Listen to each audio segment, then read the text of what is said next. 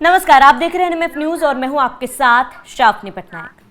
बिहार चुनाव 2025 का जब जब जिक्र होगा तो जिक्र होगा प्रधानमंत्री नरेंद्र मोदी का, जिक्र होगा सीएम नीतीश कुमार का और जिक्र होगा महिलाओं का। महिलाओं का इसीलिए मैं कह रही हूं क्योंकि बिहार में बम्पर वोटिंग हुई है और महिलाओं ने बढ़ चढ़कर हिस्सा लिया है। इस बार नीतीश कुमार की सरकार में महिलाओं को कई सौगातें दी गई, महिलाओं के लिए कई घोषणाएं की गई और केवल वो घोषणाएं नहीं थी, उन्हें धरातल पर उतारा गया है। इसलिए जब हमारी टीम भी बिहार में पहुंची, ग्राउंड जीरो पर पहुंची थी, तो महिलाओं ने जमकर समर्थन किया था और वोटिंग के समय भी देखा गया कि महिलाओं की भागीदारी कितनी ज्यादा थी। महिलाओं ने बढ़ चढ़कर वोटिंग में हिस्सा लिया था। अब इन तमाम चीजों के बीच कई सवाल है। सवाल ये कि अगला चुनाव बिहार में जब होगा वो कितना बदला हुआ होगा, महिलाओं के लिए कितना बदलेगा। अगले चुनाव में क्या नीतीश कुमार एक्टिव पॉलिटिक्स में रहेंगे? क्योंकि बिहार की जहां वोटिंग की बात होती है, महिलाओं की बात होती है, तो नीतीश कुमार का जिक्र जरूर होगा क्योंकि उन्होंने महिलाओं के लिए वो किया है जो पुरानी पिछली सरकारों ने नहीं किया या फिर नहीं कर पाए। अब बात अगर महिलाओं की हो रही है तो बात यह भी होनी चाहिए कि बिहार वो प्रदेश है जिसको बहुत पिछड़ा हुआ माना जाता है।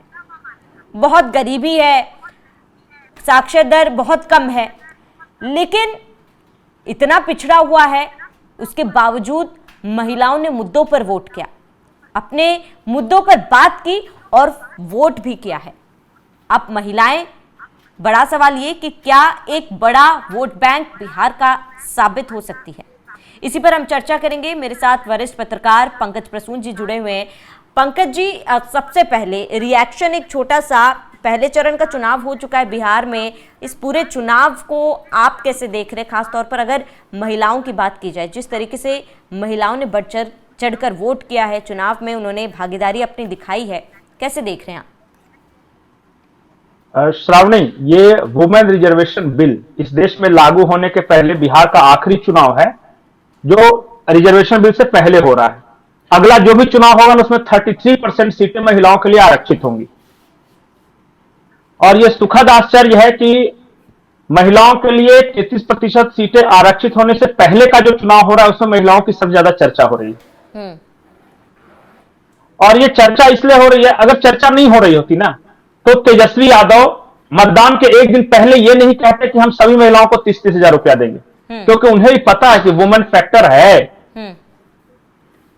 आमतौर पे मेंटलिटी क्या है, जब आप बिहार में जाइएगा तो लोग कहेंगे कि अरे महिलाओं का कोई अपना अस्तित्व होता है, जिसको पति बोलता है उसको वोट दे देती हैं, स्वतंत्र तो कोई सोच होती नहीं है। इस बार के चुनाव में कोई ऐसा नहीं कह रहा।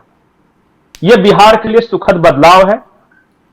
मुझे याद है कि जब पंचायत में पहली बार नीतीश कुमार ने महिलाओं के लिए 50% सीटें रिजर्व की थी तो लोग मजाक उड़ाते थे, ये कहते थे कि वो देखो एमपी जा रहा है। एमपी, मैंने पूछा कि एमपी, तो बोला हाँ मुखिया पति। तो मैंने कहा कि ये क्या होता? बोला मुखिया तो महिला बन गई, सारा काम पति करता है। ये कहा जाता था, इसलिए उनको एमपी कहा जाता था। एक दो चुनाव में मजाक उड़ाया। आज आप पूरे बिहार में देखिए, आपको मुखिया पति कहीं नहीं नजर आएंगे, महिलाएं खुद ही अपना काम कर रही हैं। शुरुआत में होता है ऐसा। जब नीतीश कुमार ने पहली बार सरकारी नौकरियों में महिलाओं को आरक्षण दिया या प्रायोरिटी दी तो लोग हंसते थे कि अरे पुलिस में लड़कियां जाएंगी, इनसे कोई चोर पकड़ा जाएगा, अरे बिहार तो क्रिमिनल स्टेट है, इतना राइफल लेके गुंडे लोग आएंगे तो ये महिला क्या करेगी। आज जाकर देखिए, महिलाओं की संख्या बढ़ी और बिहार का लॉ एंड ऑर्डर बहुत बेहतर हुआ, बहुत बेहतर हुआ। उसी तरह आज बहुत सारे लोग मजाक उड़ा रहे होंगे कि बड़का आए हैं कहने वुमेन वोट बैंक। महिलाएं कभी वोट बैंक होती हैं? वो तो परिवार वाले जो कहेंगे उसको देके चले जाएंगे, लेकिन नहीं श्रावणी, मैं वो परिवर्तन देख रहा हूं कि महिलाएं अब स्वतंत्र निर्णय ले रही, अपने अनुसार वो वोट कर रही है। मैं आपको एक उदाहरण बताता हूं। बेलागंज एक जगह है गया जिले में, और वहां मतलब कि दोनों कैंडिडेट यादव हैं। तो एक रिपोर्टर गया उनके पास और एक यादव के गांव में गया और पति से पूछ रहा था कि आप किसको वोट देंगे। उसने कहा लालटेन छाप। लालटेन मतलब आरजेडी नहीं बोलते, गांव में लालटेन छाप बोलते हैं। वो महिला कह रही थी कि नीतीश कुमार ने हमको पैसा दिया है, हम जीविका दीदी है, हर महीने हमको देते हैं और मेरा कमाई भी हो जाता है, ये हमको क्या दिए। पहले साड़ी के लिए बोलते थे तो रोज लड़ाई करते थे 300 के साड़ी के लिए, अब देखिए 10,000 रुपया एक बार में दिया, और हम जितना दिल करेगा उतना लिपस्टिक का साड़ी खरीदेंगे और तो और हम रील्स भी बनाएंगे। ये महिला बोल रही है अपने पति के सामने। एक और इसी तरह का वीडियो वायरल है जिसमें एक व्यक्ति पूछ रहा है कि महिलाएं क्या आप किसको वोट देंगे, तो वो कहता है कि आरजेडी को देंगे। तो वो पूछता है कि सब घर में आरजेडी को देंगे, तो वो मर्द कह रहा है कि नीतीश कुमार ने महिलाओं को बिगाड़ दिया पैसा देकर और नौकरी देकर, वो मेरी सुनती नहीं है और इस बार अगर मेरे कहने पर वोट नहीं देगी तो मैं लाठी से मारूंगा। ये कह रहा है कि मारेंगे 20 लाठी, पानी चढ़ने लगेगा उसको, तब क्या करेगी, कैसे मेरे कहने पर वोट नहीं देगी। तो ये है, समाज में विमर्श तो है ना, बातचीत तो हो रही है ना। आज चुनाव आयोग आंकड़े देगा कि जो वोटिंग प्रतिशत बढ़ा है उसमें किसका बढ़ा है, महिला पुरुष के अलग अलग आंकड़े वो देता है चुनाव आयोग। मैं चाहता हूं कि इस देश में जितने भी पॉलिटिकल साइंस के स्टूडेंट्स हैं या पत्रकार हैं उन आंकड़ों को देखें और स्टडी करें। अगर महिलाओं का वोट बढ़ा है अगर, तो समझिए कि लैंडस्लाइड विक्ट्री है नीतीश और मोदी के लिए। मैं एक कैलकुलेट किया है मैंने, अगर 2% महिलाओं का वोट बढ़ता है तो 150 सीट्स कहीं नहीं गए एनडीए के। अगर इससे जितना ज्यादा बढ़ता है, अगर 3% बढ़ता है तो 170, अगर महिलाओं की वोटिंग 4% बढ़ती है तो 180 लैंडस्लाइड फिर एक तरह से शिफ्ट होगा, आप देखिएगा। और तो और मैं ऐसी महिलाओं से मिला हूं कि वो मुस्लिम महिला है, उसका पति कह रहा है कि नहीं वो वोट देना है हमको, बीजेपी को हराना है, वो भी करे कि हाँ बीजेपी को हराना है, इंशाल्लाह हम आपके साथ हैं। अकेले में जाती है, बोलती है जानते हैं भैया नीतीश बाबू ने हमको दिया है, चलिए दिखाते हैं। इसका मतलब बूथ के अंदर जाके कौन क्या करेगा, कौन सी महिला क्या करेगी, किसी को नहीं पता। अच्छा बताइए कि मुस्लिम महिला है जो जीविका दीदी से जुड़ी हुई है और उनको 10,000 रुपया मिल गया है और उनको पता है कि उनको 2 लाख रुपया और मिलेगा, और इसके अलावा वो जो प्रोडक्ट्स बनाती हैं, वो जो काम करते हैं उसका एवज, अब बूथ के अंदर जाके वो बटन दबाते समय अपना नुकसान कर लेगी उस सरकार को हरवा के, क्योंकि डायरेक्ट, और वो पैसा किसी परिवार को नहीं जाता है, वो इनके खाते में आता है। बोला जाता है पर्सनल, जो महिला है उसके खाते में आएगा, उसके मालिक वो स्वयं है। मैं इतना सिर्फ कहूंगा कि महिलाओं की आबादी 50% है। जितने भी पत्रकार हैं और जितने भी विश्लेषक हैं, सेफोलॉजिस्ट हैं, वो ये कहते हैं कि फलाने जात ने इसको दिया, फलानी कम्युनिटी ने इसको दिया, सब कुछ ये दिया। कोई ये नहीं कहता कि महिलाओं ने किसको दिया। 50% जनसंख्या को आपने छोड़ रखा है अपने कैलकुलेशन से, लेकिन यहीं पे ईवीएम हैक होता है। अगले चुनाव में होनी चाहिए होगा पंकज जी। अगले चुनाव में बिहार के इलेक्शंस के बाद हर स्टेट में जो भी इलेक्शंस होंगे ना, अब सारी पॉलिटिकल पार्टियां महिलाओं के लिए अलग से रणनीति बनाएगी कि उनको खुश करने के लिए क्या करना है। अगर बिहार में इस बार महिला फैक्टर काम आया तो देखिएगा कि इसके बाद जो बंगाल में चुनाव है वहां महिलाओं के लिए क्या घोषणा होती है, जो उत्तर प्रदेश में चुनाव होने वाले हैं वहां महिलाओं के लिए क्या क्या अलग से, महिलाओं के लिए फिर अलग से कुछ ये लोग बोलना शुरू करेंगे। जिस तरह बोलते हैं ना कि अल्पसंख्यकों के लिए ये देंगे और ओबीसी के लिए देंगे, एससी के लिए देंगे, देखिएगा हर पॉलिटिकल पार्टी बोलेगी कि महिलाओं के लिए हम ये करने वाले हैं। यहां से बदलेगा नैरेटिव और ये पूरा राजनीतिक विमर्श बदल जाएगा। कास्ट स्पेसिफिक पॉलिटिक्स से जेंडर स्पेसिफिक पॉलिटिक्स हो जाएगा।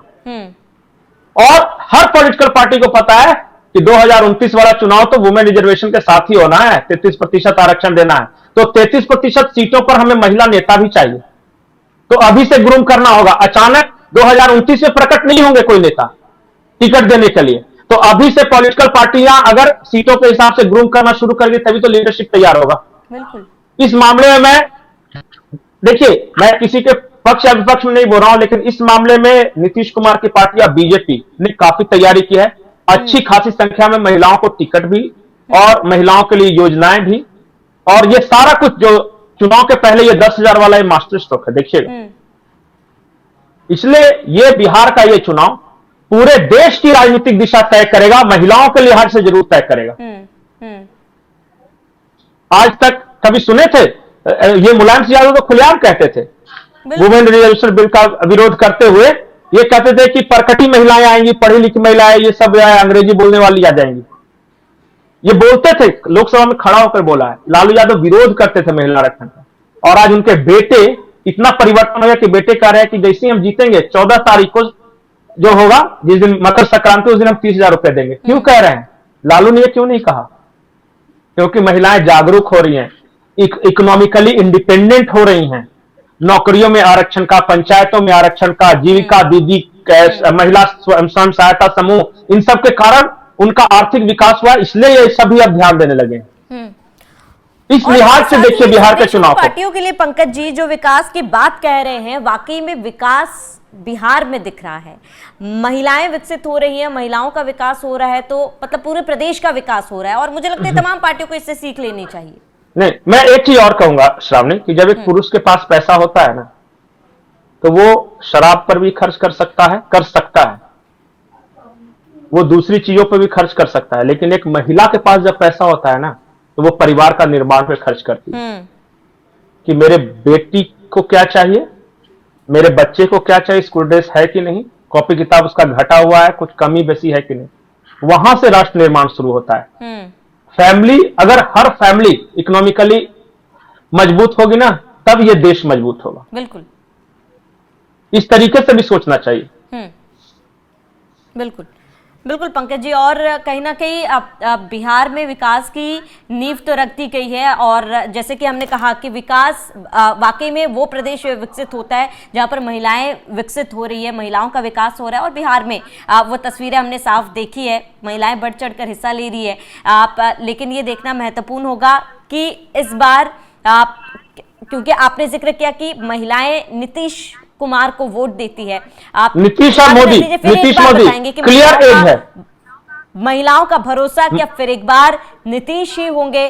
क्या फिर एक बार नीतीश महिलाओं का दिल जीतने में कामयाब रहे हैं? जो तमाम महिलाओं के उत्थान के लिए फैसले जेडीयू की तरफ से लिए गए हैं, महिलाओं का समर्थन इस बार किसके लिए होगा, किसके पक्ष में होगा, ये तो चुनाव के नतीजे आने के बाद पता चलेगा। आप सभी का फिलहाल इस पर क्या कहना है हमें कमेंट कर जरूर बताएं। साथ ही देश दुनिया के तमाम छोटी बड़ी अपडेट्स के लिए आप हमारे वेबसाइट newsnmf.com पर जरूर जाएं।